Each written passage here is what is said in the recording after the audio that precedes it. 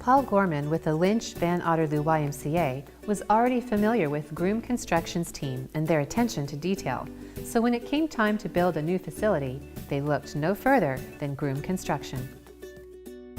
The process of developing this new YMCA was fairly long and complicated, partially because they had searched for land here in the community for many years, and the other part was the land itself once it was found. The Groom family lives in our communities and works in our communities, and they have participated in YMCA programs, and David Groom was actually a very early donor to the project without even thinking he was going to be part of the project.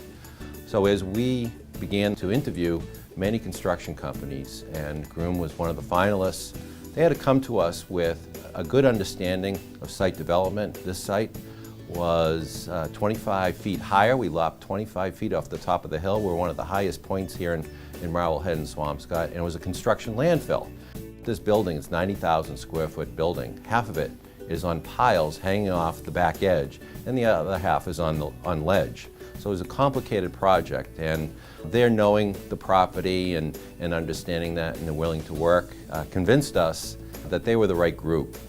We had some value engineering challenges that they worked with us to save us many hundreds of thousands of dollars to make this happen. Groom's process, our weekly meetings, communication was always open. If there were hard conversations, not only did we have the project manager, senior project manager, but we had the owners right there at the table to help solve any issue that came up. So a unique part of this project was our collaboration with the Boston School of Ballet, and not your traditional ballet space of just some wooden floors and bars and mirrors. The main studio replicates their main studio of their main site. It's a real beautiful spot that represents not only the Y, but what Boston Ballet is as an organization. The flagship part of the building is our pools.